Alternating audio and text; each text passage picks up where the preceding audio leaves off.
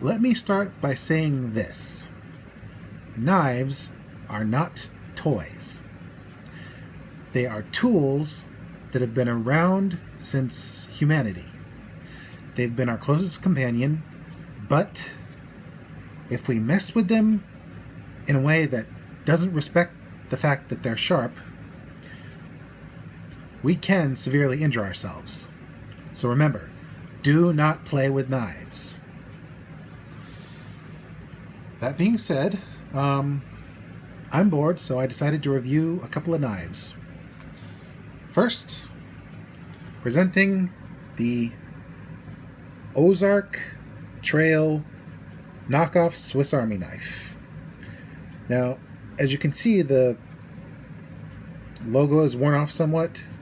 It's basically gold leaf that doesn't stick well. It's not indented on there. I got this a few years ago, and well, now I'm bored enough to review it. I heard a couple of bad reviews saying this is a terrible knockoff, but I guess I was lucky enough to get one that was decent, because I can't complain. Although I haven't really hard tested this one. Let's check out some of its features. You have a keychain ring where you can attach other tools or just your keys. Maybe a spare house key in case you lose your main keys. You got a Phillips head screwdriver here, but really that is more of a flathead with ideas above its station. But it works well enough against regular screws.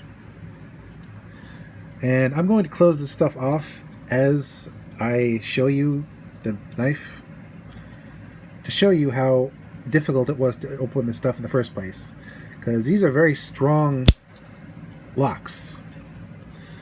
Now here we have a corkscrew. There are YouTube videos that show how to open a cork with this type of corkscrew, but regular corkscrews that have levers on them work much better from what I've seen.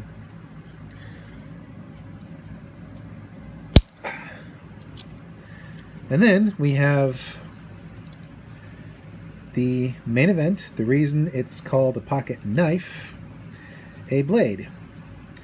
Remember, it's not a toy, and even though it didn't start out very sharp, I sharpened it, and it's very dangerous if you don't respect it. And usually I use this as a letter opener, but it can be used for multiple things. Carving grain wood to make tent poles or kindling. Basically, a blade is your best friend in any situation. Not just for self-defense, but more practical purposes. Although, technically speaking, self-defense with a knife is kind of antiquated, so you might want to avoid that.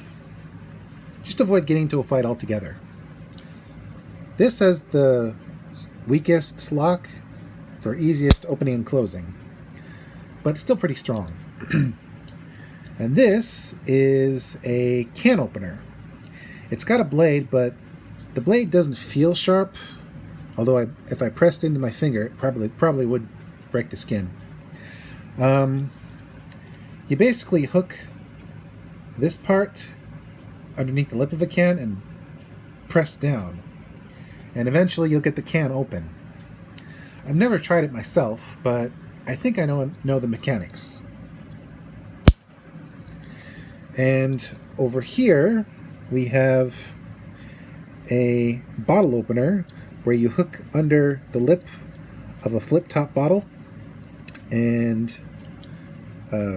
pry it up.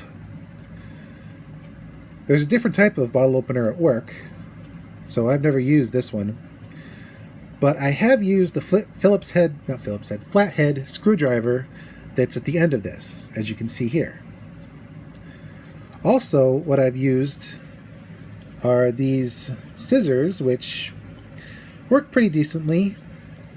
The spring that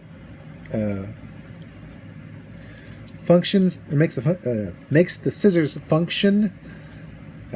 Some days my mouth just does not want to work.